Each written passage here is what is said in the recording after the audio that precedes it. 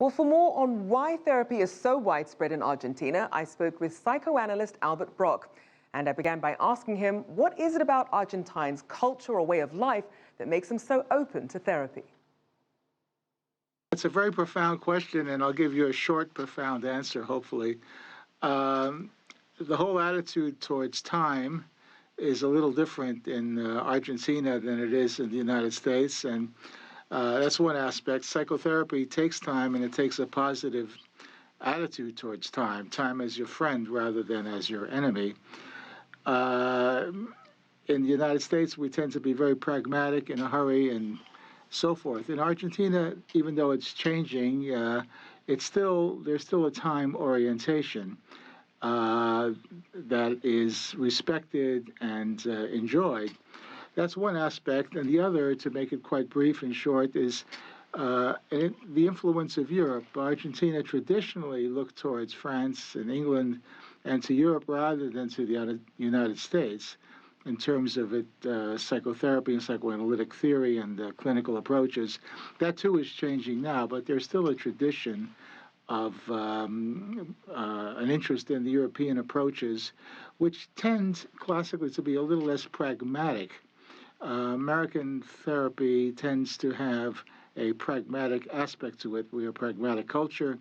We like to do things rapidly if possible. And so that makes for one of the generalizable differences between the two cultures and the attitude towards therapy and the populace at large. The other is a noticeable lack of shame or worry. In fact, it's looked at as a good thing to be in some kind of therapy. Give us an idea of the size of Argentina's psychotherapy industry, and are there any concerns over job saturation there? Yeah. Yeah, well, let me give you the size. There are more psychotherapists per square inch than there are in New York City or in the United States.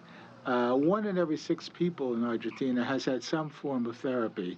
Let me put it that way, whereas it's like 1 in 46 in this country, in the United States.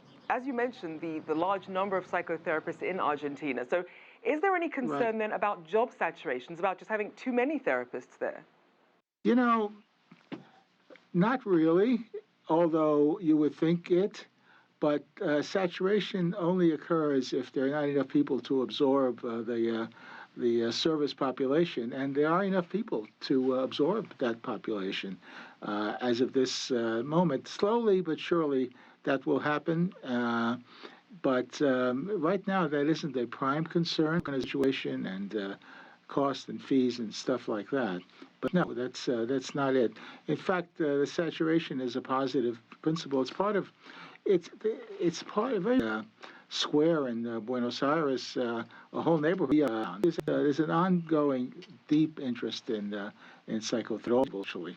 Now let's look at some of the economic factors. Argentines are really grappling with high inflation and some of their economic slowdown. So despite that, Argentines are still making spending on psychotherapy a priority. Is that surprising at all? Yeah.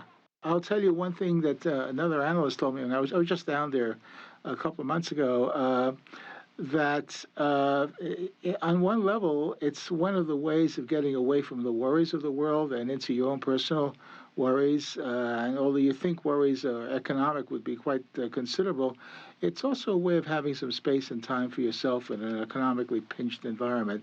So that's one aspect of it. I don't know if that's the whole story by any means. Also, fees tend to be lower, and analysts and therapists there tend to accommodate pretty well.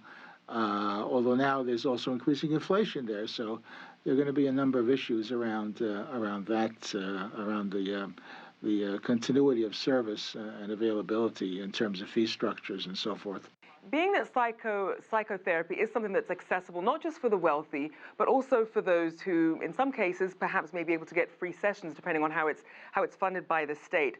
But at the end of the day, how is their mental health compared to, say, the rest of the world? Is this working?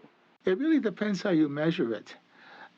Because in terms of culture, probably people are somewhat happy unless they're really poor, and there are a lot of poor people there, and it's just as problematic and stressful and influencing mental health issues greatly.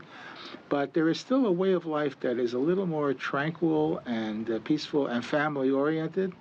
So in that sense, from the point of view of mental health being related to a context which is relatively comfortable, it's probably in some ways better, more salubrious than in running around in New York City or some big cities in this country in a hurry and feeling extremely stressed. Now, that's a gross generalization I'm making, and there's no way we could measure mental health in one country versus another, but that's an impression I have.